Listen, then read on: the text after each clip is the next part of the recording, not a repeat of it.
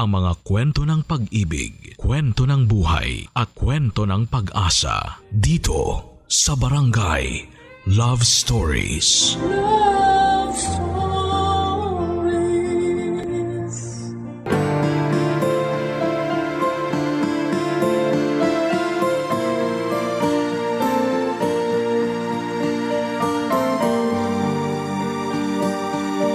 Walang sinuman ang mabubuhay nang hindi kasama ang pamilya.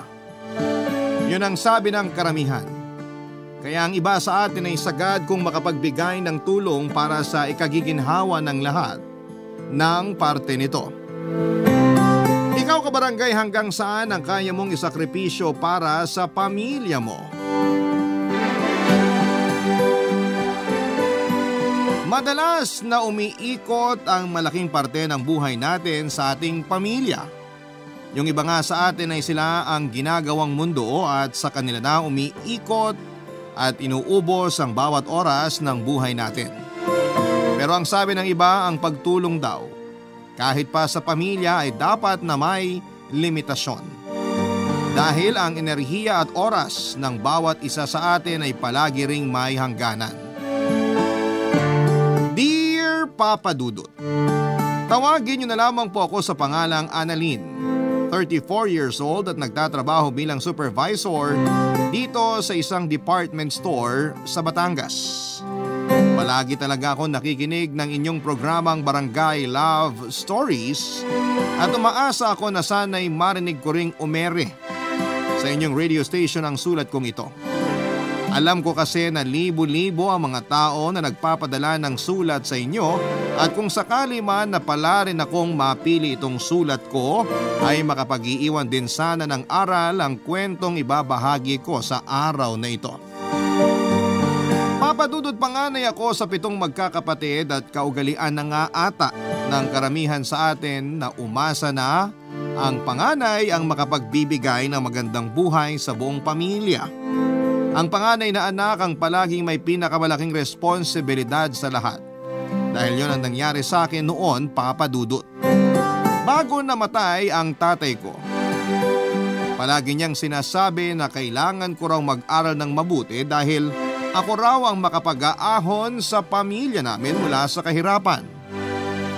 Nasa 3rd year high school ako nang mamatay siya nang dahil sa komplikasyon sa diabetes. Nang makagraduate ako ng high school ay akala ko talaga na hindi na ako makakapag-aral pa ng college. Mabuti na lamang at nakapasa ako sa scholarship sa isang university sa Maynila 1 taon pagkatapos kong huminto sa pag-aaral. At dahil malayo sa amin ang university na yon, humingi kami ng tulong sa kapatid ni nanay na nakatira sa Maynila, Papa Dudut.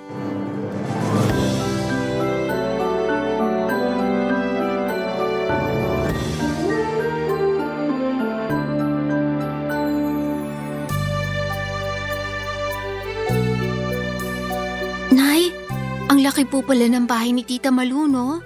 Oo, pinag-ipunan niya talaga na maipagawa ang bahay na to. Wala naman kasi siyang asawa o anak na pwedeng pagkagastusan kaya binuhos niya na lang sa pagpapaganda ng buhay niya. Ang dami niya nga rin pong appliances dito sa sala. May TV, malaking radyo, aircon at electric fan pa. Kompleto po talaga lahat. Tsaka nakita niyo po yung refrigerator dun sa may kusina kanina? Ang laki po, Nay. Sigurado po ako na maraming laman na pagkain yun. Kaya nga magpapakabait ka dito, ha? Huwag kang magiging pasaway sa Tita Malu mo. Nakakahiya sa kanya kasi makikitira ka dito sa malaking bahay niya. Huwag po kayong mag-alala. Kasi alam niyo naman po kung gaano ako kasipag pagdating sa mga gawaing bahay.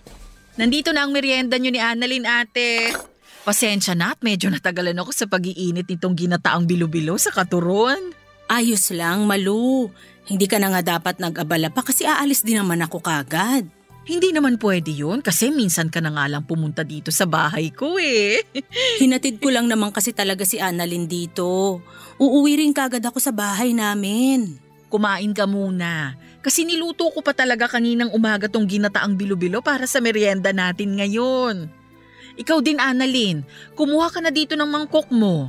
Opo, Tita Malu. Salamat po. Ay ate, nakahanda na rin yung iuwi mo na pagkain para sa ibang anak mo. Iniwan ko muna sa kusina.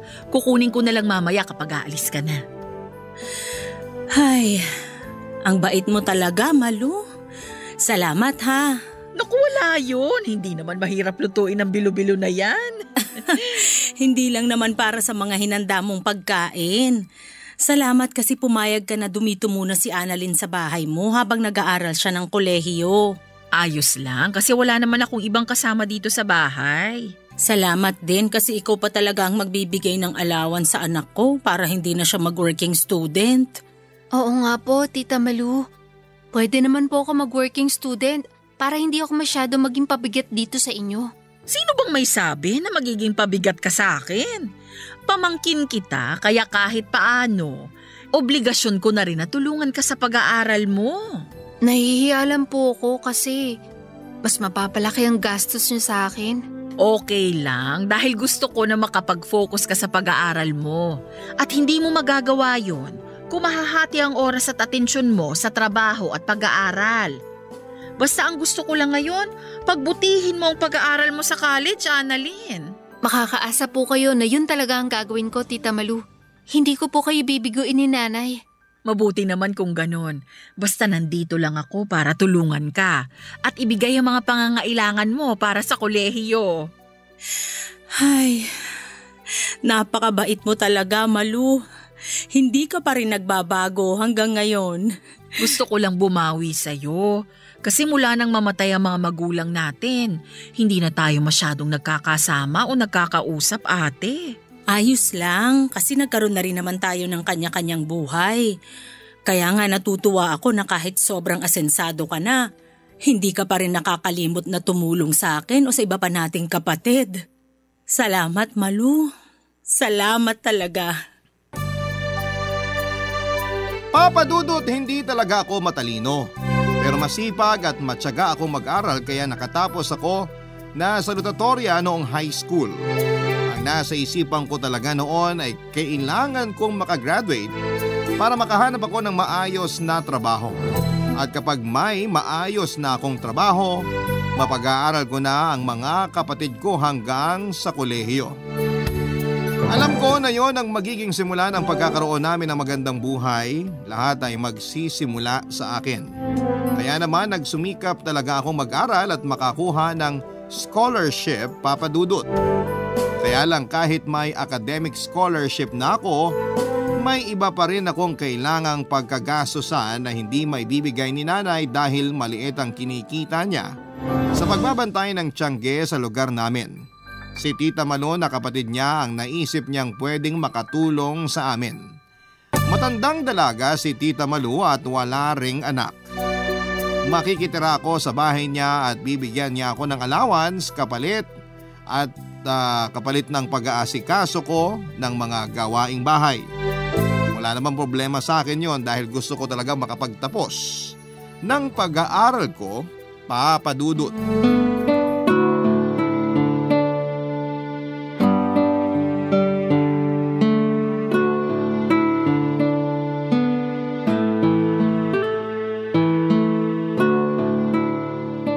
Annalyn!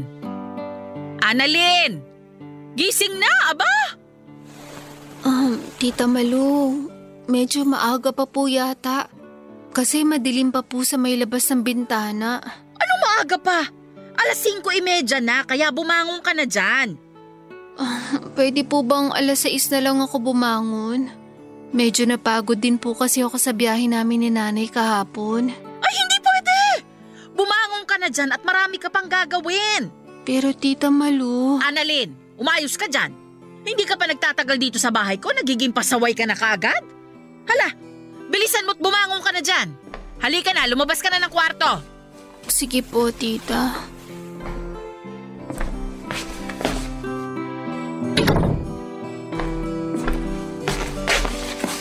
May pandesal at palaman na dyan sa lamesa. Ikaw na lang din na magtimpla ng kape mo. Kasi nakapag-init na rin ako ng tubig. Sige po, Tita.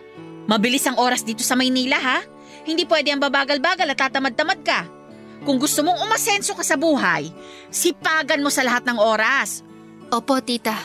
Maaga nga pala talaga akong gumigising kahit araw ng Sabado at Linggo. Maaga kasi ako nagsisimula na maglinis dito sa bahay, kaya kailangan na masanay ka na. Maaga rin naman po talaga akong gumigising. Talaga? Bakit ang hirap mong gisingin kanina? Medyo napagod lang po talaga ako sa ilang oras na naging biyahe namin ni Nanay kahapon. Ang hilig mo talaga magreklamo kahit kailan ano? Tita Malu, hindi naman po ako nagrereklamo. Sinabi ko lang po yung dahilan kung bakit hindi agad ako nakabangon kanina. Ang sabihin mo, sinanay ka lang ng nanay mo na tatamad-tamad ka sa bahay nyo. Naku Annalyn, sinasabi ko na sa'yo na hindi talaga pwede dito sa pamamahay ko ang katamaran mo na yan. Hindi po ko tamad sa kahit na anong gawaing bahay at ipapakita ko po yun sa inyo. Patunayan mo, hindi yung puro salita ka lang dyan. Tandaan mo, hindi magiging biro ang mga gagastusin ko sa'yo. Kaya ayus-ayusin mo ang pagkilos dito sa bahay ko. Opo, tita. Puro ka opo-opo dyan. Hindi mo pa nga binibilisan ang pagkilos mo? Nakita mo naman kung gaano kalaki ang bahay ko, di ba? At napakaselan ko pagdating sa mga dumi o alikabok dito. Siguraduhin mo na kapag sinabi mong tapos ka ng maglinis, malinis talaga ang bawat sulok ng bahay na to. Dahil kapag nakakita ako ng dumi o magulong gamit dito, ilang araw ko talaga mag-uulam ng alikabok dahil sa kapalpakan mo. Huwag po kayong mag-alala, tita. Sanay po talaga ako sa kahit na anong gawaing bahay, kaya maaasahan niyo po ako. Ay, patunayan mo sa akin lahat yung sinasabi mo. Dahil kapag napatunayan ko na tatamad-tamad ka, makakatikim ka ng tamang pagdidisiplina sa akin. Tandaan mo yan, Annalyn. Papa Dudut, hindi ko talaga gaanong kilala si Tita Malu kasi kapag may konting pagtitipon sa bahay kagaya ng fiesta, ay hindi siya nagpupunta para makihalubilo sa amin. May ilang beses ko lamang siyang nakita noon bago ako makitira sa kanya. Madalas ko lamang naririnig ang mga kwento tungkol sa kanya. Nasa kanilang 4 na magkakapatid ni nanay si Tita Malu ang pinaka-successful dahil ito lang ang nakapagtapos ng pag-aaral at nakakuha ng maayos na trabaho. Noong nabubuhay pa si Tatay Papa Dudut ay madalas niya rin pong binibida sa akin ang kapatid ni nanay na si Tita Malu. Na kapag nakatapos raw ako ng pag-aaral ay magiging kagaya raw ako nito na magkakaroon ng maayos na trabaho at magandang buhay. Kasunod daw noon ay maibibigay ko na sa kanila ang magaan na pamumuhay na pinapangarap nila. Nakikita raw ni tatay na ako ang magbibigay ng totoong liwanag at saya sa aming pamilya. Totoong nakaka-pressure sa side ko kasi hindi naman ako kagaya ng valedictorian kong kaklase noong elementary at high school, na kahit na hindi gaanong nag-aaral ay palaging nangunguna sa klase. May ilang beses din na from top 2 ay nagiging top 3 or top 4 na lamang ako sa klase namin noong elementary. Kapag nangyayari yon ay nakikita ko ang pagkadismaya sa mukha ng mga magulang ko. Kaya naman ginagawa ko ang lahat para kahit papaano ay makahabol sa mataas na grade sa klase. Tinatako sa isipan ko ang palaging bilin ng mga magulang ko na ako ang magiging tulay para maging mas magaan ang buhay namin noon, Papa Dudut. Barangay Love Stories. Barangay Love Stories. Papa Dudut, nang makagraduate ako noon ng high school at sabihin ni nanay na hindi muna ako makapagkolehiyo dahil hindi niya kaya ang gastusin, ang sabi ko ay gagawa ako ng sarili kong paraan para makapagpatuloy ng pag-aaral. Sa mahigit 1 taon na hindi ako nag-aral noon, tumulong ako sa pinsan ko sa pagtitinda ng mga kakanin at sa mga araw na hindi kami nagtitinda ay sumusubok ako na mag-apply sa mga university na nababalitaan ko na nagpapa-exam para sa scholarship. Hanggang sa makapasa na nga ako ng full academic scholarship sa isa sa mga pinag-eksaman ko sa munisipyo. Pumunta kasi kami doon sa munisipyo ang ilang mga estudyante at staff mula sa university sa Maynila para magpa-exam sa mga gustong magkaroon ng scholarship. At sa awa naman ng Diyos ay naipasado ko ang exam at umabot ang score ko para makakuha ng full scholarship. Yun talagang kailangan ko, full scholarship. Ang tanong kaagad noon ni nanay nang sabihin ko sa kanyang tungkol sa pagkapasa ko sa scholarship qualifying exam ay paano raw ang magiging ibang gastusin ko, Papa Dudut. Hindi niya raw kakayanin na maibigay yon, lalo na nga at malayo sa lugar namin ang Maynila. Nalungkot talaga ako noon dahil pakiramdam ko ay hindi sinusuportahan ni nanay ang mga pangarap ko.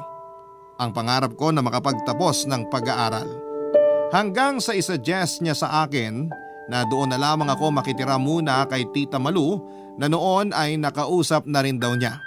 Nagkita raw kasi sila sa lamay ng isang pinsan nila at nasabi niyang tungkol sa pagkapasa ko sa scholarship. Kay Tita Malu raw nang galing ang ideya na makitira ako sa kanila at manilbihan kapalit ng pera na ibibigay niya sa akin at panggastos sa eskwelahan, Papa Dudut.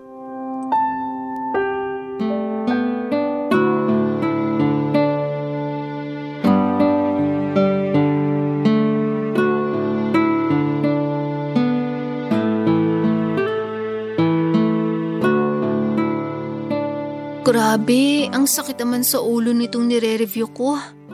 Ay, bakit pa kasi ang hirap palagi ng exam na binibigay sa amin ni Sir? Palagi na lang may mahabang formula at computation. Ang init-init pa ng panahon kahit 2:00 na ng madaling araw. Makapagbukas nga muna ng electric fan.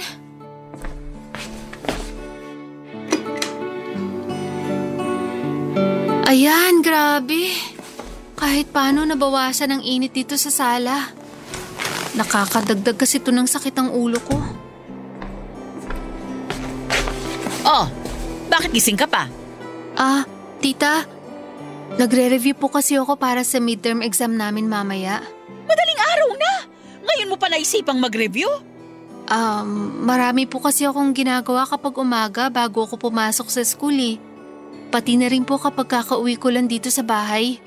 Inuuna ko po lahat ng gawain dito na kailangang asikasuhin. Eh bakit hindi mo ayusin ang schedule ng mga gawain mo dito sa bahay? Para hindi mo na kailangan gumising na maaga at mag-review. Huwag po kayong mag-alala sa akin. Kasi ayos lang naman po sa akin na madaling araw ako nagre-review. Mas nakakatulong nga po yun na mas matandaan ko yung mga inaaral ko. Okay lang po sa akin na magpuyat para sa pagre-review ko. Sino bang may sabi na yan ang inaalala ko? Po? Ang pagtaas ng bayarin natin sa kuryente ang iniisip ko, Annalyn. Kasi sa halip na nakakapagtipid tayo, gising ka pa ngayon at gumagamit ng ilaw at electric fan dito sa sala. Tita, kabubukas ko pa lang naman po ng electric fan. Huwag ka nang magdahilan dyan. Hindi kasi ikaw yung nagpapakahirap na magtrabaho para mabayaran ng bilis dito sa bahay. Kaya wala kang pakialam kahit tumaas pa ang bayarin natin sa kuryente. Hindi naman po sa ganun. Nagtitipid din naman po ako sa paggamit ng appliances dito sa bahay. Talaga? Bakit gumigising ka pa ng madaling araw para lang magsayang ng kuryente dito sa bahay? Kagaya po ng sinabi ko kanina, wala na po kasi akong oras na mag-aral bago umalis ng bahay o kahit pag-uwi ko dito. Masyado rin po kami maraming ginagawa sa school, kaya hindi ko maisingit ang pagre-review kapag nandun ako. Ito lang po talaga yung oras na nakikita ko para makapag-review ako ng maayos. Kaya ayos lang sa'yo na tumaas ang bayarin natin sa kuryente? Okay lang sa'yo na ako naman ang mahirapan na magtrabaho para lang mabayaran ang perwisyo na ginagawa mo dito sa bahay ko? Hindi naman po sa ganun. Kasi sa totoo lang… Alam mo, Annalyn, sana makaramdam ka naman ng kahit konting hiya sa akin. Kasi hindi ko pinupulot ang pera na binibigay ko para magamit na allowance mo. Lalo na mga pambayad ng bilis dito sa bahay. Magkusa ka naman sanang magtipid. Hindi yung paulit-ulit ko nalang pinapaalala sa'yo na hindi madali ang buhay. Hindi ka pinanganak na mayaman, kaya hindi ka dapat nagfe-feeling mayaman. Paghirapan mo ang bawat butil ng kanin na kinakain mo, pati na ang bawat paghinga na ginagawa mo dito sa loob ng pamamahay ko. Alam ko naman ang magiging lugar ko sa pamamahay ni Tita Malu, Papa Dudut. Sa panahon na mataas ang presyo ng mga bilihin ay wala na talagang libre kahit pa sa mga kadugo o kamag-anak mo. Lahat ng bagay ay kailangan mong pagsumikapan na makuha. Kasama na nga doon ang pagtira ko sa bahay ni Tita Malu, Papa Dudut. Pagpapakain niya sa akin at pagbibigay ng pera na panggasto sa eskwelahan. Lahat yon ay kailangan kong pagsumikapan at ang paninilbihan sa kanya ang kapalit ng mga bagay na ibinibigay niya para sa akin. Hindi ko lang din talaga inaasahan noon yung magiging pagtrato niya sa akin, Papa Dudut. Madalas kasi kapag kinukwento siya sa akin ni nanay at ni tatay, yung tungkol lang sa pagiging successful na tao ni Tita Malu. Hindi nga raw ito masyadong nakakapunta sa mga maliliit na salo-salo dahil palaging nasa trabaho ang oras nito. Kaya noon pa man ay humahanga na rin talaga ako sa kanya. Ang hindi ko alam ay sa kabila ng mga magagandang kwento na napapakinggan ko tungkol sa kanya ay yung ugali na hindi niya madalas na pinapakita sa ibang tao, Papa Dudut, ay meron siya.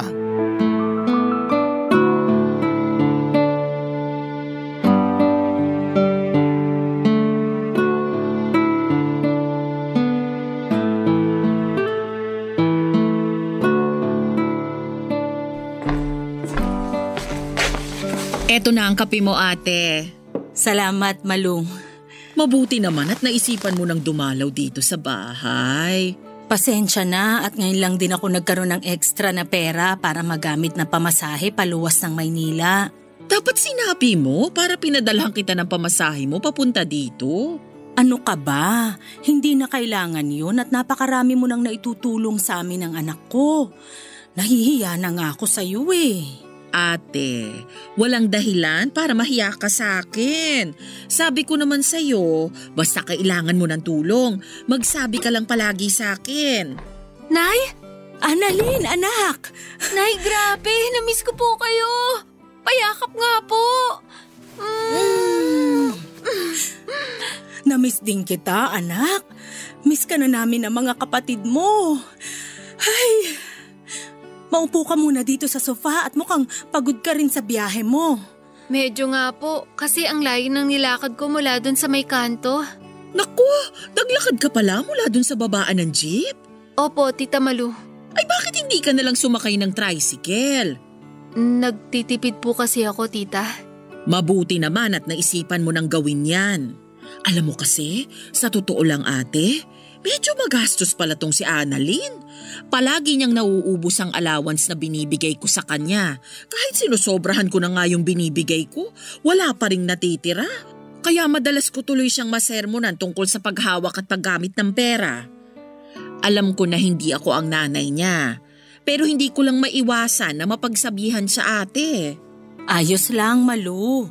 Naiintindihan ko kasi para naman din kay Annalyn ang ginagawa mo. Yan din ang palagi kong sinasabi sa kanya.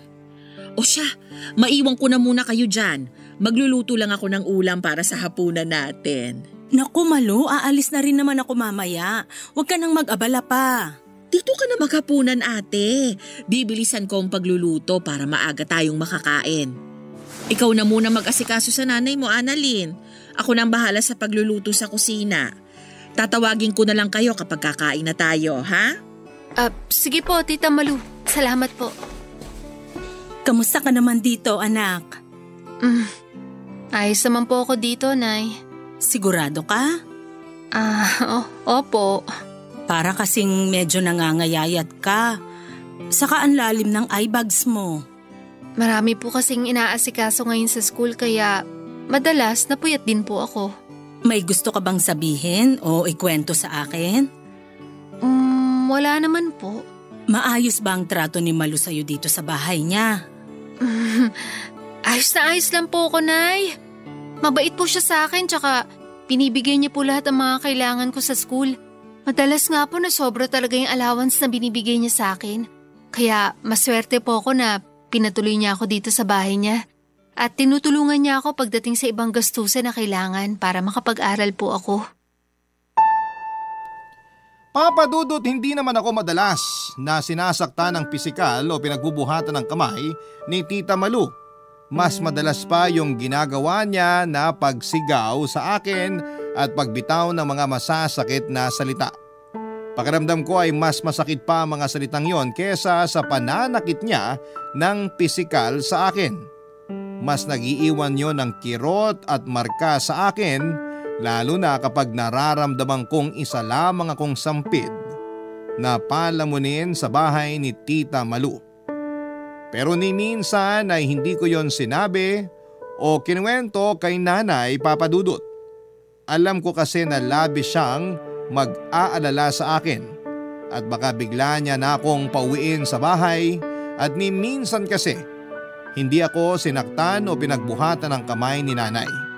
Hindi man perpektong ilaw ng aming tahanan si Nanay ay sapat na ang pag-aalaga at pagmamahal niya para masabi ko na hindi niya hahayaan na masaktan ako ng ibang tao.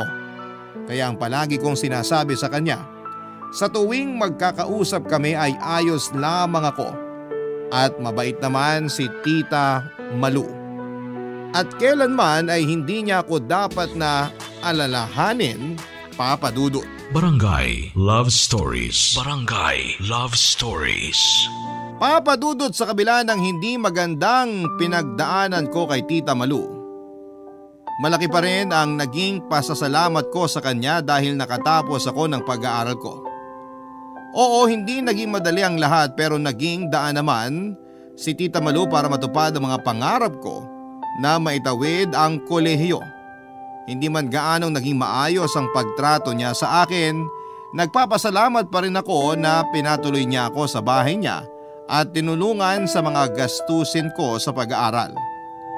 Papa Dudut, umuwi na rin ako noon sa bahay at kagad ding nakahanap ng maayos na trabaho. Literal na ako ang sumalo ng lahat ng responsibilidad at gastusin sa bahay namin. Pinakamabigat na kasama ang pagbabudget ko sa pag-aaral ko sa kolehiyo or pagpapaaral ko sa kolehiyo sa kapatid kong si Alena na sumunod naman sa akin. Wala kasi siyang kahit na anong scholarship na pwedeng makabawas ng tuition fee niya. Pero ganun pa man ay pilit kong ginapang ang pag-aaral niya kasabay ng ilang gastusin sa bahay dahil umaasa ako na kapag nairaos ko ang mga gastusin sa pag-aaral ni Alena, matutulungan niya ako sa responsibilidad sa pamilya namin, Papa Dudut.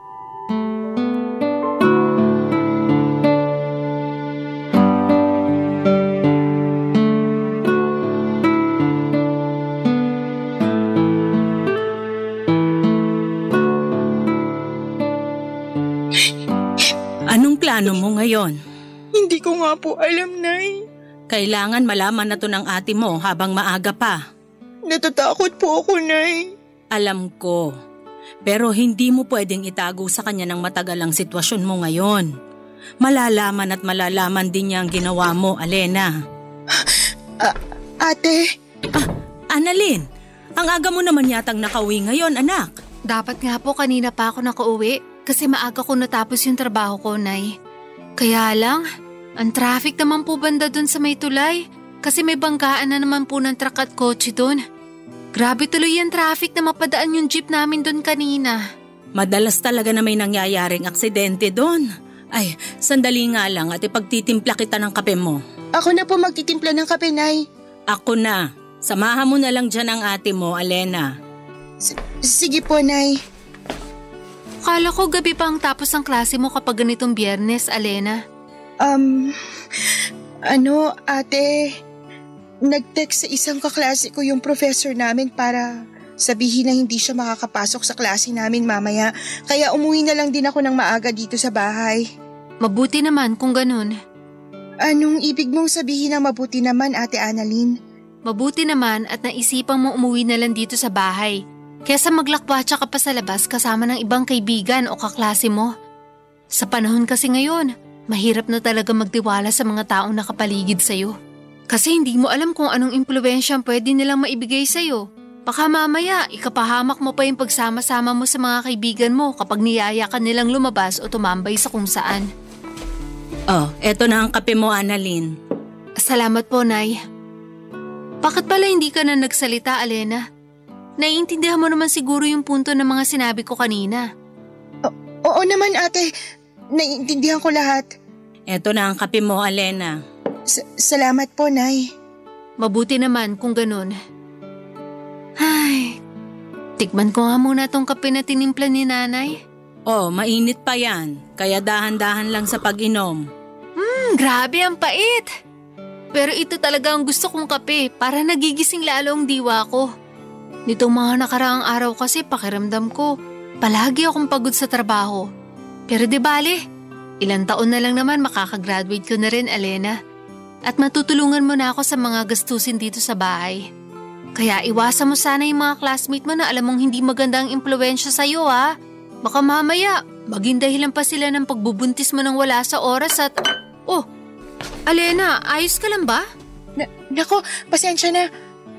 Kasi, dumulas lang sa kamay ko tong tasa ng kape kaya natapon dito sa lamesa yung laman. Pero, okay lang naman ako. Hindi ako napaso ng kape, ate. Ate Annalyn, aayusin ko lang to. Eto na ang basahan, Alena. Ako na magpupunas dyan sa lamesa. Sige po, Nay. May problema ba? Nay, Alena, napapansin ko na kanina pa kayo nagtititigan na para bang may gusto kayong sabihin sa akin. Ano ba yun? Wala yun, Ate Annalyn. Wala naman kaming dapat na… Alena, sabihin mo na kay Annalyn ang dapat niyang malaman. Alena, ano ba tong sinasabi ni nanay? Ano ba yung dapat mong sabihin sa akin?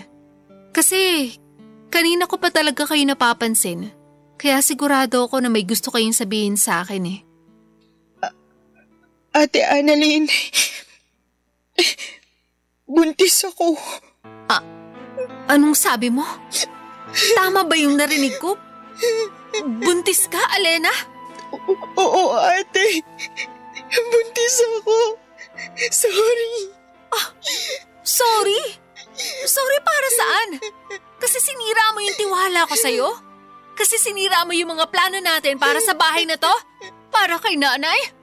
Sorry kasi sinayang mo lahat ng perang pinagpapaguran ko para lang makapag-aral ka. Ano, Alena? Bakit ganyan ka? Bakit dapat ko walang utang na loob mo naman sa akin? Annalyn, tama na yan. Ano pong tama, nanay? Bakit ako ang sinasaway niyo? Bakit hindi yung kapatid ko? Nandyan na yung bata sa tiyan niya. Hindi na natin mababago na buntis ang kapatid mo. Ayun na nga po, Nay. Bakit parang hindi niyo man lang sinubukan na pigilan siya sa kalandian na ginagawa niya? Sabi ng tama na, Annalyn. Huwag mo nang pagsalitaan ng ganyan ang kapatid mo. Ayun naman po talaga ang totoo na eh. Wala nang ibang gagawin si Alena kung hindi ang pagbutihin ng pag-aaral niya. Pero lumandi pa siya at nagpabuntis sa kung sino lang lalaki.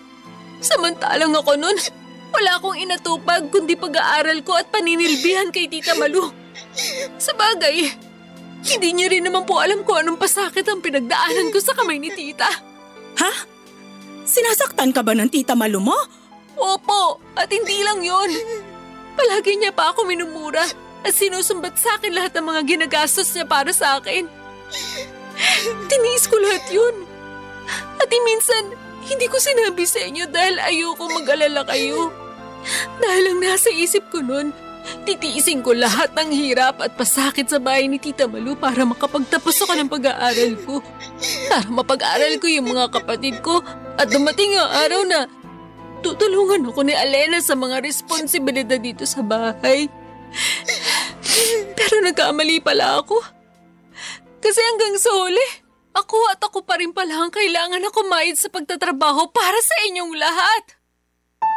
Papa Dudut, alam ko na hindi talaga maganda sa ugali natin ang panunumbat sa lahat ng tulong na nagawa o naibigay natin sa iba, lalo na sa ating pamilya. Pero kasi ng mga oras na yon ay pakiramdam ko ay masyado nang nasagad ang pagtulong na ginagawa ko para sa kanila. Masyado na silang umasa sa akin at sinamantala ang kabaitan ko na pagsalon ng responsibilidad ng buong pamilya. May usapan kasi kami ni Alena na pagbubutihin niya ang pag-aaral niya, na hindi siya magpapaligaw sa kahit na sinong lalaki at mas lalong hindi siya magkakaroon ng boyfriend. Nangako siya na tutulungan niya ako sa pagsalon ng responsibilidad ng aming pamilya. Pangako na hindi naman pala niya kayang tuparin. Papa Dudut, nakita ko ang labis na pagkagulat sa mukha ni nanay nang marinig niya ang kinuwento ko na pang-aapi sa akin ni Tita Malu. Hindi rin niya malaman ang dahilan kung bakit nagbago ang ugali nito dahil mabait naman daw ang kapatid niyang yon. Baka raw nagbago na lamang si Tita Malu dahil sa biglaang paggaan ng kanyang buhay at pagkakaroon ng maraming pera. O binago ito ng mga pagsubok na hinarap niya para sa buhay at para guminhawa. Sa totoo lang, Papa Dudut, ng mga panahong yon, medyo naiintindihan ko na rin si tita. Iba lang ang paraan niya, pero ginusto niya lang din akong mapabuti. Na pinuwersa niya akong maging malakas at maging palaban sa buhay. Sa totoo lang ay isa siya sa mga rason kung bakit mas nagsumikap akong makapagtapos kaagad. Kaya naman kung tutuusin ay naging dahilan siya ng pagtatag ko bilang isang tao. Ganun ko na lang din tinitingnan yung mga nangyari para siyang naging intensive training sa akin. Tungkol naman sa pagbubuntis ng kapatid kong si Alena. Noong malaman ko naman yon ay huminto na siya noon sa pag-aaral. Naging maselan kasi ang kalagayan niya at ang masama pa doon ay hindi na nagpakita ang lalaking nakabuntis sa kanya. Kaya naman ang nangyari, ako na naman ang gumastos ng lahat ng gastusin kasama na ang mga check-up at gamot na kailangan sa pagbubuntis niya. Sobrang sama ng loob ko noon kaya halos hindi ko siya kinakausap hanggang sa makapanganak na ang kapatid ko. Nagawa ko lang dalawin siya 2 araw pagkatapos niyang manganak, Papa Dudut.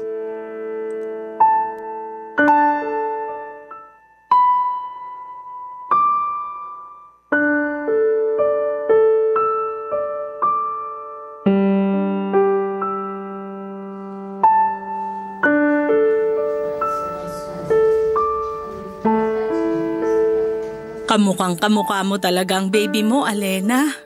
Lalo na kapag ganyan na mahimbing ang tulog niya. Oo nga po, Nay. Mula sa mata, ilong, labi, hanggang sa maputing kutis ni baby. Namana niya sa akin lahat. Mabuti na lang talaga dahil sigurado ko na lalaking maganda ang baby mo. Lalaki siyang maganda at mabuting tao. Ate Annalyn. Kumusta ka na, Alena? Ayos naman, ate. Pasensya ka na kung ngayon lang ako nakadalaw dito sa ospital. Nag-overtime pa kasi ako sa trabaho ko. Okay lang. Naiintindihan ko. Hindi ka ba nahirapan sa panganganak mo? Hindi naman, ate. Ang sabi ng doktor, nakakabilib daw ako kasi hindi ako kagaya ng ibang naging pasyente nila na inabot pa ng ilang oras sa pagle-labor. Mabuti naman. Anak, tingnan mo ang baby ni Alena na karga niya. Kamukhang kamukha ng kapatid mo. Oo nga, ate. Lapit ka pa ng konti dito sa tabi ko para mas makita mo si baby. Hindi ba siya magigising kapag lumapit ako dyan? Hindi, Annalyn. Mahimbing ang tulog ni baby kaya hindi kagad siya magigising. Liga na dito sa tabi ng kapatid mo para makita mo kung gaano kaganda ang pamangkin mo. Sige po. Oo nga. Kopyang-kopya niya ang mukha mo, Alena. Ganyan na ganyan din ang mukha ng kapatid mo nung pinanganak ko siya. Kamukha niya nga po yung mga baby picture ni Alena, Nay. Ang taba ng pisngi. Tapos, namumula pa. Kaya hindi may pagkakailang akong nanay niya. Mabuti na lang talaga at hindi ka nahirapan sa panganganak sa baby mo, Alena. Yung iba kasi, di ba, kapag first time nila manganak, nahihirapan talaga sila. Tsaka nabanggit ni nanay noon na sinabi ng doktor na magiging masela ng pagbubuntis pati na ang panganganak mo. Nasunod ko rin daw kasi lahat ng mga bilin ng doktor, lalo na pagdating sa mga gamot na kailangan kong inumin. Alena, pasensya ka na kung wala ako dito sa tabi mo nung manganak ka. 2 araw pa ang lumipas bago kita nadalaw dito sa ospital. Ayos lang, ate. Naiintindihan ko yun. Sorry talaga. Sorry kung naging pabigat ako na kapatid sa'yo tapos nagdagdag pa ako ng panibagong pabigat sa buhay mo. Hindi totoo yan. Kung ano man yung hindi magandang salita na nabitawan ko sa iyo noon, kalimutan mo na yun. Hindi ko naman kasi talaga dapat na sinumbat sa inyo lahat ng sakripisyong nagawa ko. Pamilya tayo. Kaya kailangan na hindi ako mapagod na tulungan at suportahan kayo. Annalyn, anak. Sorry din, ha? Isa pa po kayo, Nay. Hindi niyo po kailangan na mag-sorry sa akin. Tama ka kasi sa sinabi mo na masyado na naming binigay sa iyo ang mabigat na responsibilidad sa pamilya natin. Kung alam ko lang talaga na sinasaktan ka ni Malu, hindi ko na hinayaan pa na. Tapos na po yun, Nay. Nangyari na po lahat ng yun. Isa pa, sa kabila ng mga nangyari, nagpapasalamat pa rin po ako kay Tita Malu. Dahil malaki ang naitulong niya para makapagtapos ako ng kolehiyo ko. Tsaka ang mahalaga naman po ngayon, yung kasalukuyan natin at future ng pamangkin ko. Yun na lang po ang isipin natin, kung paano natin mas mapapabuti ang buhay natin. Promise, ate. Kahit may anak na ako, gagawin kong lahat para makatulong sa'yo at sa pamilya natin. Basta wag kami ang palagi mong uunahin, Alena. Ngayong may anak ka na, mas itutok mo sa kanyang atensyon mo. Huwag kang mag-alala. Tutulungan ka namin palagi ni Nanay. Nandito lang ako palagi sa tabi niyo ni Baby. Papadudot nang malaman ko noon na buntis si Alena ay nakaramdam ako ng paninikip ng dibdib ko. Medyo nahirapan akong huminga dahil sa halo-halong emosyon na nararamdaman ko. Magkakahalong galit, sama ng loob, inis at matinding lungkot ang nasa dibdib ko kaya kaagad na sumabog ang luha ko. Hindi ko na rin napigilan ang mga salitang nabitawan ko noon kasama na nga ang panunumbat sa lahat ng sakripisyo na nagawa ko para sa pamilya ko. Oo, walang pumilit sa akin na saluhin ang responsibilidad na yon at palagi akong may choice na hindi yon tanggapin. Pero bilang panganay at lumaki sa pamilya na tinatatak sa isipan ko na kailangan kong gawin ang lahat ng yon, tinanggap ko nang ako ang unang aasahan nila na tutulong para guminhawa ang buhay ng aming pamilya. Pero umaasa ako noon na hindi lang ako ang gagawa ng pagsalo ng responsibilidad na yon. Umasa ako na tutulungan ako ng mga kapatid ko lalo na ni Alena. Kaya naman sobrang sumama talaga ang loob ko nang malaman ko na buntis siya at hindi pa pananagutan ng lalaking tatay ng baby niya. Pakiramdam ko kasi noon ay naging sobrang makasarili ni Alena, Papadudot. Buong buhay ko kasi noon ay wala akong ibang inisip kundi ang pamilya ko at kinabukasan nila. Tapos ayon si Alena magpapaligaw at magkakaroon ng boyfriend nang hindi pinapaalam sa amin. Nagpakasaya siya sa perang pilit kong pinaghihirapan na kitain sa trabaho ko. Hindi niya pinahalagahan ang effort na ginagawa ko para sa pamilya namin. Pero nang malaman nila nanay ang tungkol sa mga pinagdaanan ko kay Tita Malu ay nakita ko naman ang pagsisisi sa mukha nila. Nakita ko na hindi niya naman talaga ginusto na mahirapan ako sa responsibilidad na sinalo ko para sa pamilya namin. Akala ko, Papadudot, ay magtatagal pa ang sama ng loob na nararamdaman ko kay Alena. Pero nang makita ko ang pamangkin ko ay kaagad na nabawasan ang sama ng loob na nararamdaman ko. Narealize ko na hindi ako dapat maggalit sa baby ni Alena dahil wala naman itong kasalanan sa naging sitwasyon namin. Hindi rin ginusto ni Alena na iwanan siya ng lalaking nakabuntis sa kanya, kaya nagkapatawaran na rin kami ng araw na yon.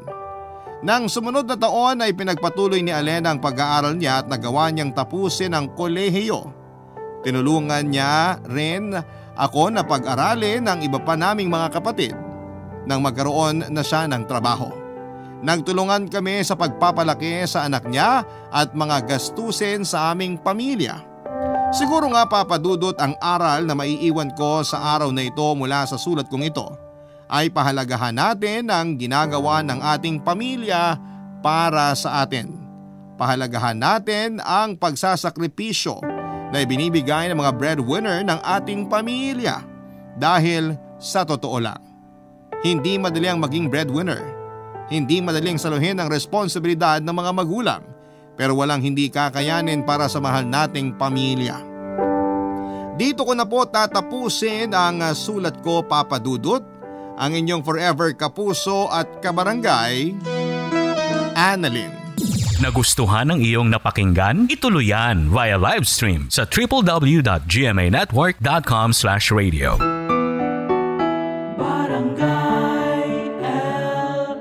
In Mega Manila, 97.1. Forever.